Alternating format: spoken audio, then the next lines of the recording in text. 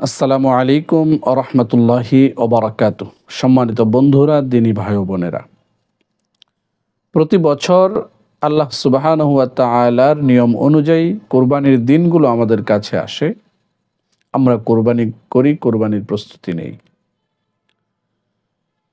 এই সময়ে একটি বিষয়ে কথা বলা অত্যন্ত জরুরি হয়ে পড়ে। আমি অনেকটাই এটা উপদ্রবের মতো মনে করি। অসংখ্য মানুষ এই ভ্রান্তির মধ্যে বা এই ভুল একটি কাজ বাস্তবায়ন করছে। সেটা হলো কুরবানির সাথে আকিকাকে একটা যোগসূত্র তৈরি করে দিচ্ছে, বা অসংখ্য মানুষ এই কুরবানির সময় আকিকা বাস্তবায়নের সিদ্ধান্ত নিচ্ছে।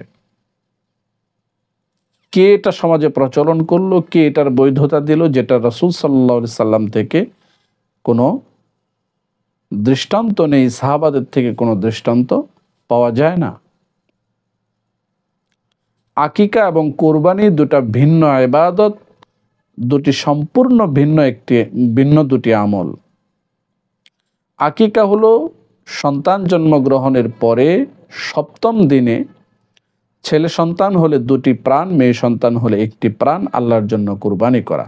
এটা আল্লাহর কৃতজ্ঞতা এবং আল্লাহ যে উপহার দিয়েছেন এই উপহারের খুশির একটা বহিঃপ্রকাশ। এটার সাথে কুরবানির তো কোনো সম্পর্ক হতে পারে না।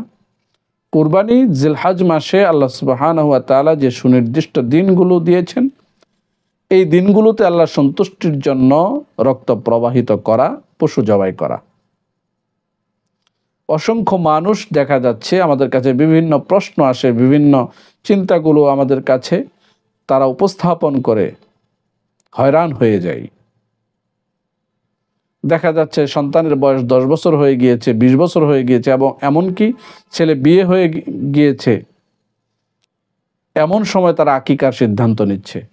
এমনও ব্যাপার দেখা যায় যে নিজের আকিকা বাবা করতে পারে নাই, সামর্থ্য ছিল না, নিজের আকিকা নিজে করছে।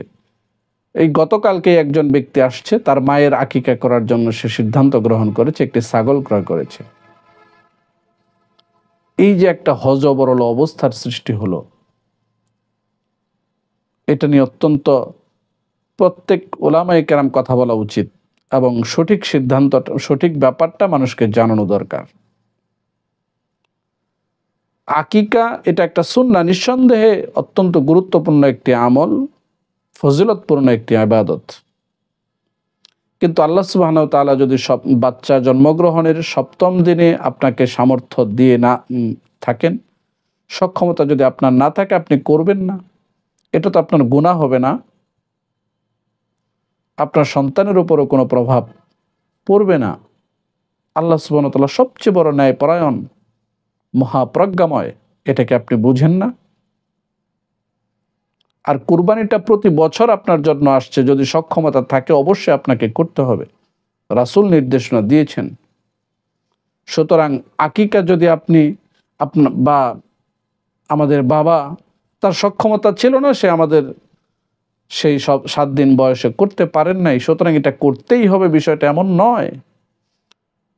এমন কোনো নির্দেশনা নেই যে জীবনে একবার হলেও আকিকাটা আদায় করতে হবে, বাবা না করতে পারলে নিজের আকিকা নিজে করতে হবে, এই ধরনের কোনো দিক নির্দেশনা নেই। এটা সম্পূর্ণ একটা ভুল চিন্তা এবং ভুল পদ্ধতি আমাদের সমাজে প্রচলিত হয়েছে।